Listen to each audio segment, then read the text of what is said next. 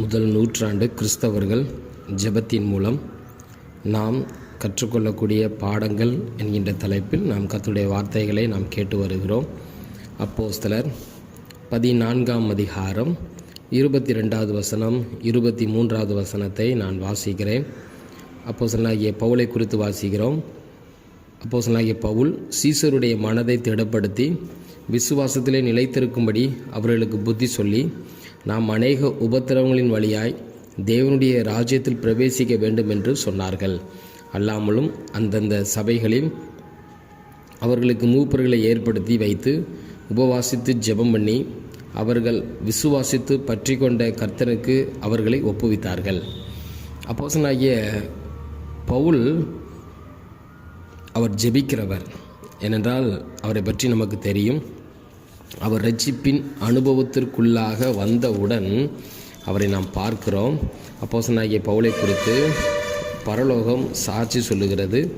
அவன் இப்பொழுது ஜெபித்து கொண்டிருக்கிறான் என்று சொல்லி அப்போஸ்தலனாகிய பவுலை குறித்து நாம் வாசிக்கிறோம். அப்போஸ்தலனாகிய பவுல் ஜெபிக்கிறவர். எனவே அவர் என்ன சொல்லுகிறார்? ஜனங்களை பார்த்து, நாம் அநேக உபத்திரவங்களின் வழியாய் நாம் கடந்து வர வேண்டும், ஆனாலும் நாம் என்ன செய்ய வேண்டும்? ஜெபிக்க வேண்டும் என்று சொல்லி அவர்களுக்கு புத்தி சொல்லுகிறதை நாம் பார்க்கிறோம். காரணம், இந்த 14ஆம் அதிகாரத்தில் ஒரு 2 வசனங்களுக்கு முன்பு 19வது வசனம் நாம் வாசிக்கிறோம். அந்த வசனம் இவ்வாறு இருக்கிறது: அந்தியோகியாவிலும் இக்கோனியாவிலும் சில யூதர்கள் வந்து ஜனங்களுக்கு போதனை செய்து பவுலை கல்லெறிந்து அவன் மரித்து போனான் என்று எண்ணி அவனை பட்டணத்துக்கு வெளியே இழுத்து கொண்டு போனார்கள்.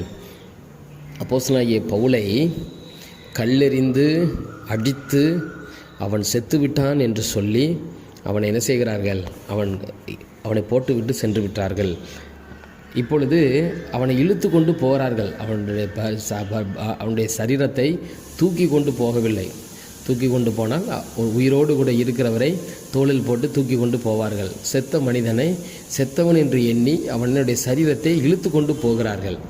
பாருங்கள், இந்த சூழ்நிலையில் அப்போஸ்தலனாகிய பவுல் என்ன செய்கிறார் அப்படி என்றால் நாம் பார்க்கும்போது, அவர் இவ்வளவு கடினமான உபத்திரவங்களின் வழியாய் கடந்து வந்தாலும் அவர் ஜனங்களை பார்த்து ஒருபோதும் அவர் நீங்கள் இப்படிப்பட்ட உபத்திரவங்கள் வரும், எனவே நீங்கள் என்ன செய்யாதீர்கள், நீங்கள் சோர்ந்து போகாதீர்கள் என்று சொல்லி ஜனங்களை பலப்படுத்துகிறதை நாம் பார்க்கிறோம். இன்றைக்கு நாம் ஜெபிக்கிறவர்கள் என்ன செய்வார்கள் என்றால், அநேகரை சந்தித்து பலப்படுத்துவார்கள். ஜெபிக்கிறவர்களுடைய இருதயத்தில் கர்த்தர் அதைத்தான் தந்திருக்கிறார். காரணம், ஜெபிக்கிறவர்கள் அவர்கள் என்ன செய்ய மாட்டார்கள் என்றால், அவர்கள் மற்றவர்களை பார்த்து அவர்களை விலப்பண்ண மாட்டார்கள். காரணம், அவர்களுக்கு தெரியும், ஜெபித்தால் மாத்திரமே எழுந்து நிற்பதற்கு பலனை கர்த்தர் தர முடியும். எனவே ஜெபிக்கிறவர்கள் எல்லா சூழ்நிலைகளிலும் மற்றவர்களை பார்க்கும்போது அவர்களோடு கூட பேசி அவர்களை பலப்படுத்துவார்கள். அப்போஸ்தலனாகிய பவுலும் அதைத்தான் செய்கிறார். அவர் ஜெபிக்கிறவர். அதனால் சபையில் உள்ளவர்களை பார்த்து திடப்படுத்தி அவர்களோடு கூட கர்த்தருடைய வார்த்தைகளை பேசி நாம் அநேக உபத்திரவங்களின் வழியாய் கர்த்தருடைய ராஜ்யத்திற்குள் பிரவேசிக்க வேண்டும் என்று சொல்லி அவர்களை பலப்படுத்துகிறார். இன்னொரு உதாரணத்தை சொல்ல வேண்டும் என்றால், யோபுவை குறித்து நான் ஒரு உதாரணம் சொல்லலாம். யோபு, அவருடைய நண்பர்கள் வந்து அவருக்கு ஆலோசனை சொல்லுகிறார்கள். யோபுவோடு கூட பேசுகிறார்கள்.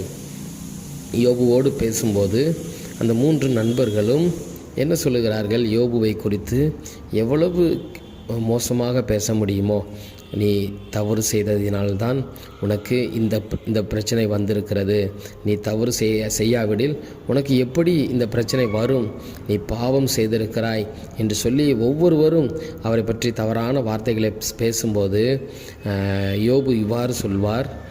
அந்த நண்பர்களை பார்த்து இவ்வாறு சொல்வார்: நான் உங்களைப் போல, யாரெல்லாம் சோர்ந்து போய் இருக்கிறார்களோ உங்களைப் போல நான் பேசி அவர்களை நான் மீண்டும் சோர்வு உடைய வைக்க மாட்டேன். நான் என்ன செய்வேன்? நான் ஜெபிக்கிறவன். நான் என்ன செய்வேன்? அவர்களை பலப்படுத்துவேன்.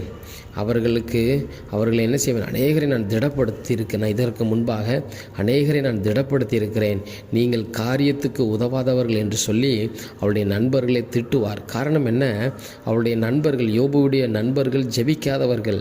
அவர்கள் இந்த உலக பிரகாரமாக யோசிக்கிறார்கள். உலக பிரகாரமான மனிதர்கள் ஒரு மனிதனை பார்த்தவுடன், அவர்களுக்கு பிரச்சனை வந்தவுடன் என்ன நினைப்பார்கள்? ஏதோ செய்த பாவம் இப்படி வந்திருக்கிறது என்று சொல்லி நினைப்பார்கள். ஆனால் யோபுவை குறித்து வாசிக்கிறோம். அவர் ஜெபிக்கிறவர். அவர் சொல்லுகிறார், என்ன சொல்லுகிறார்? கர்த்தர் இதை அனுமதித்திருக்கிறார், கர்த்தர் தான் இதை செய்திருக்கிறார் என்று சொல்லி, நான் உண்மையும் உத்தமமாய் நான் நடந்தேன், ஆனால் ஆண்டவர் இதை அனுமதித்திருக்கிறார். நான் என்ன செய்வேன்? இன்னும் நான் என்ன செய்வேன்? என்னை எவ்வளவு தூரத்துக்கு தாழ்த்த முடியுமோ தாழ்த்தி, இன்னும் நான் என்ன செய்ய மாட்டேன்? இந்த நாவுனால் நான் கர்த்தரை தூசிக்க மாட்டேன் என்று சொல்லி அவர் அறிந்தவர், ஜெபிக்கிறவர். அவர் அறிந்து அவர் கர்த்தரை மகிமைப்படுத்துகிறவராக மாறுகிறார். எனவே இந்த நாளிலும் இந்த முதல் நூற்றாண்டு அப்போஸ்தலனாகிய பவுலுடைய ஜெபத்தின் மூலம் நாம் கற்றுக்கொள்ளக்கூடிய காரியம் என்னவென்றால், நாம் என்ன செய்ய வேண்டும்? நம்முடைய வாழ்க்கையில் நாம் அநேகரை பலப்படுத்துகிறவர்களாய் மாற வேண்டும். நமக்கு உபத்திரவம் வரும், இல்லை என்று நான் சொல்லவில்லை. நாம் எவ்வளவு தூரத்திற்கு நாம் ஜெபிக்கிறோமோ, நம்முடைய வாழ்க்கையில் அநேக பிரச்சனை பிசாசானவன் அநேக பிரச்சனைகளை தருவான். நாம் என்ன செய்யக்கூடாது? எழும்பக்கூடாது, நாம் ஊழியம் செய்யக்கூடாது, நாம் ஜெபிக்கக்கூடாது என்று சொல்லி நமக்கு அநேக உபத்திரவங்களை பிசாசானவன் தந்து கொண்டே இருப்பான். எப்படி பவுலுக்கு தந்தானோ, எப்படி யோபுவுக்கு தந்தானோ, எப்படி இவர்களுடைய வாழ்க்கையில் அநேக பிரச்சனைகளை தருகிறார். ஆனால் இந்த பிரச்சனைகளின் மத்தியிலும் யோபுவையும் நாம் பார்க்கிறோம், அப்போஸ்தலனாகிய பவுலையும் நாம் பார்க்கிறோம். அவர்கள் உபவாசித்து ஜெபம் பண்ணி ஜனங்களை திடப்படுத்தி ஜனங்களுக்கு ஆறுதலான வார்த்தைகளை சொல்லி சுவிசேஷத்தை அறிவிக்கிறவர்களாய் மாறுகிறார்கள். எனவே முதல் நூற்றாண்டில் வாழ்ந்தவர்கள், அவர்கள் பிரச்சனைகள் பாடுகளின் வழியாய் கடந்து வந்தாலும் அவர்கள் அதை ஒரு பொருட்டாக எண்ணாமல் அவர்கள் உபவாசித்து ஜெபம் பண்ணி அநேகரை பலப்படுத்துகிறவர்களாய் மாறுகிறார்கள். அநேகரை விசுவாசிகளாய் மாறுவதற்கு அவர்கள் தங்களை ஒப்பு கொடுத்தார்கள். நாமும் இந்த கடைசி நாட்களிலும் வாழ்ந்து கொண்டிருக்கிறோம். இந்த நாட்களிலும் நமக்கும் அநேக சூழ்நிலைகள் வேறு விதமாக வந்து கொண்டே இருக்கும். இந்த சூழ்நிலைகளில் நாமும் ஜெபிக்கிறவர்களாய் மாறுவோம், நாமும் உபவாசித்து ஜெபிக்கிறவர்களாய் மாறுவோம். நிச்சயம் இந்த சமுதாயம் நம்முடைய வாயின் வார்த்தைகளினால் பலப்பட்டு அவர்கள் இயேசுவை சொந்த இரட்சகராக ஏற்றுக்கொள்வார்கள். Thank you. May god bless you.